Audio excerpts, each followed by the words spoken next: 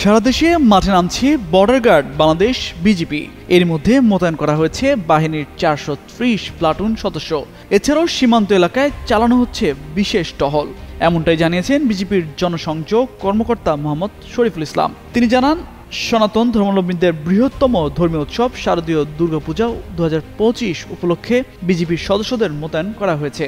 বিজিবির নিরাপত্তাধীন মোট 2857টি পূজা মণ্ডপের মধ্যে সীমান্তবর্তী এলাকায় 1411টি এবং সীমান্তবর্তী এলাকার বাইরে রয়েছে 1446টি পূজা মণ্ডপ।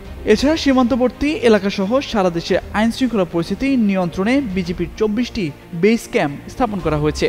উৎসব চলাকালে আইন শৃঙ্খলা রক্ষা ও শান্তিপূর্ণ পরিবেশ বজায় রাখতে কাজ করছেন তারা।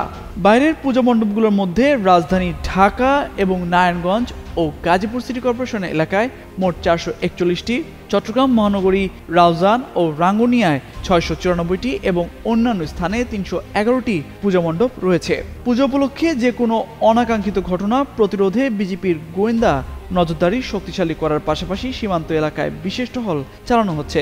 বিজিবি সবসময় জাতীয় শান্তি, নিরাপত্তা ও সার্বভৌমত্ব রক্ষায় অঙ্গীকারবদ্ধ। সারা দেশে স্থানীয় প্রশাসন ও আইন শৃঙ্খলা রক্ষাকারী অন্যান্য সংস্থার সঙ্গে সার্বিক নিরাপত্তা নিশ্চিতে বাহিনীর সদস্যরা কাজ করে যাচ্ছেন বলে জানান শরীফুল ইসলাম।